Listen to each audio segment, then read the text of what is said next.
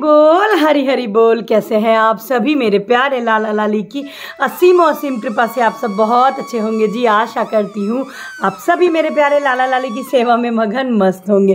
पहले तो बहुत माफ़ी चाहती हूँ क्योंकि मेरी आवाज़ थोड़ी ठीक नहीं है। एक बहुत अहम वीडियो लेकर के आ गई हूँ भाई, अब समय ज़्यादा बचा नहीं है। मेरे प्यारे कन्हैया, मेरे नारायण के, मेरे लाडो के प्रिय भक्तों का प्रिय महीना कार्तिक महीना जो है बस वो शुरू होने को है। अब सभी लोग तैयारियों में लग गए होंगे कि कार्तिक महीने में किस प्रकार से पूजन करनी है, कैसे उनको अर्चन करनी है, कैसे दीपदान करना है।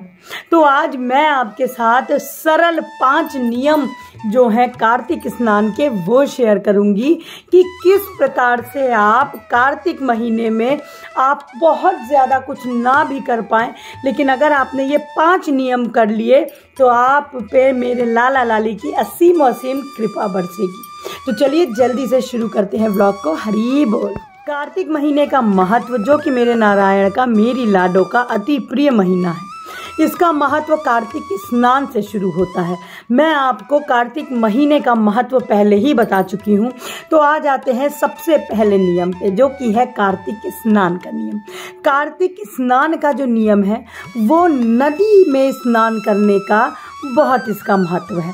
कार्तिक स्नान के समय मेरे नारायण जो कि जल में वास करते हैं, इसीलिए पवित्र नदी गंगा मैया, यमुना मैया की नदी के किनारे स्नान करने का बहुत महत्व है।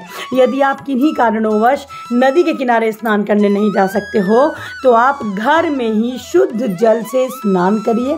उसमें आप कुछ बूंदे गंगा जल की अवश्य मिला लीजिए। तो पहला नियम हो गया कार्तिक स्नान का, जो कि आपको संकल्प लेना है, स्नान शुरू करना है शरद पूर्णिमा से, जो कि पूर्णिमा से कार्तिक पूर्णिमा तक चलेगा। तारों की छाव में आपको सुबह स्नान करना होता है। 4 बजे से 5 बजे तक का आप लोगों को कार्तिक स्नान जो है वो कर लेना होता है। तो पहला नियम हो गया कार्तिक स्नान का। अब हम आ जाते हैं दूसरे नियम पे। दूसरा नियम है तुलसी पूजन का। तुलसी पूजन, मेरे नारायण, मेरे प्रभु की प्रिय तुलसी माता की पूजन का कार्तिक के महीने में बहुत महत्व है, जिससे मेरे प्यारे लाला लाली की आपको असीम कृपा, प्रेम, लाड प्राप्त होता है। तुलसी पूजन जब आप सुबह 4 बजे से 5 बजे के भीतर आपको स्नान कर लेना होता है। आप 4:30 बजे तक का स्नान कर लीजिए, अपने मंदिर में दीप वगैरह प्रज्वलित कर दीजिए। फिर आप आ जाइए तुलसी मैया के पास। तुलसी मैया की विधिवत उनको जल सींचना, बहुत सारे लोग पीपल पथवारी भी स्थापित करते हैं।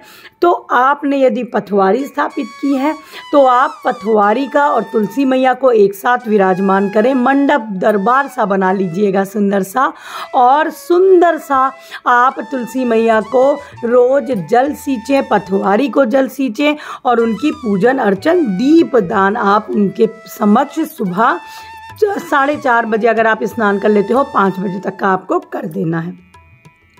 तुलसी पूजन के साथ साथ आपको और भी जो पवित्र पेड़ हैं आपको उनकी पूजन करना है, जिसमें आंवले का वृक्ष आ जाता है, केला महाराज का वृक्ष आ जाता है, शमी महाराज यदि विराजमान है तो आप उनके समक्ष भी दीप जरूर प्रज्वलित करें। तुलसी मैया के समक्ष तो आपको करना ही करना है, और पवित्र पीपल के वृक्ष का भी आपको पूजन अर्चन दीपदान करना है। तो ये हो गया दूसरा नियम। तीसरा नियम आ जाता है हरि जागरण का, जो कि मेरे प्रभु को बहुत प्रिय है।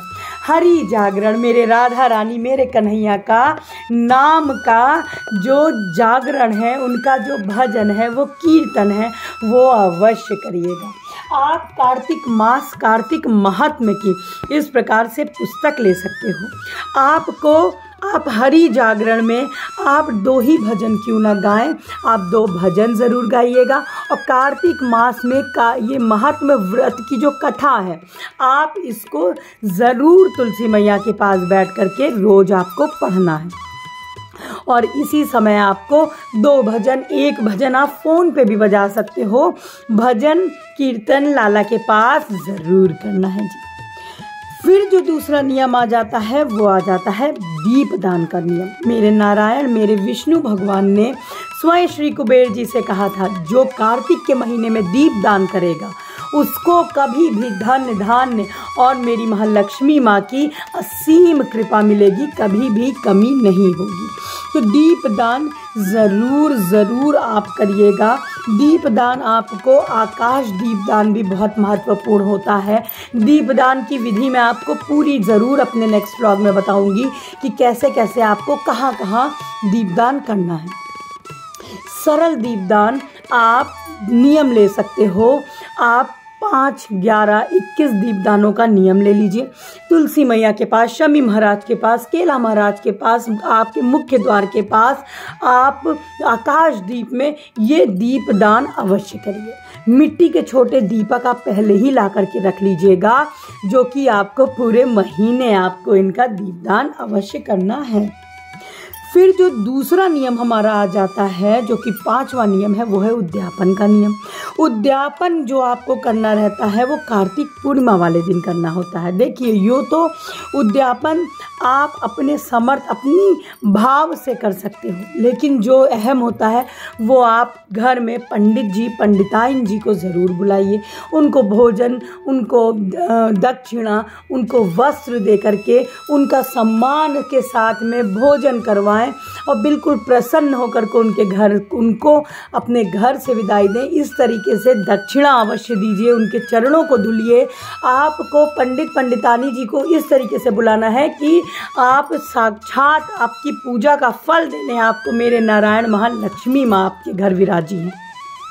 तो उसी प्रकार से आपको पंडित पंडितानी जी को आप घर पे अपने निमंत्रण दीजिए, उनका चरण धुलिए। चरण धुलने के बाद उनको घर में एक स्थान पे, एक शुद्ध स्थान पे जगह दीजिए। आसन पे उनको विराजमान करिए। उनको आप भोजन कराइए। भोजन के साथ अन्न, वस्त्र, आप जो भी दान देना चाहते हो वो ज़रूर दीजिए, दक्षिणा ज़रूर ले लीजिएगा। तो इस प्रकार से आपको ये जो सरल 5 नियम हैं, आप इसका भी अगर आप कर लोगे तो ये बहुत है। अगर आप इनमें से 5 नियमों में से कोई 2 नियम भी कर लेते हो, कुछ ना से तो कुछ होना बहुत अच्छा होता है, तो भी मेरे लाला लाली अति प्रसन्न होते हैं। तो मिलते हैं अपने दूसरे ब्लॉग में बहुत जल्दी। आज के लिए बस इतना ही। वीडियो अच्छा लगा हो तो लाइक करिएगा, चैनल को सब्सक्राइब करिएगा, जिससे आने वाले मेरे लाला लाली की वीडियोज़ की नोटिफिकेशंस आप तक तुरंत पहुँच जाएँ, जल्दी पहुँच जाएँ। और मेरे गले के लिए मैं आप सबसे माफ़ी मांगती हूँ। आज के लिए बस इतना ही। हरि बोल, हरि हरि बोल।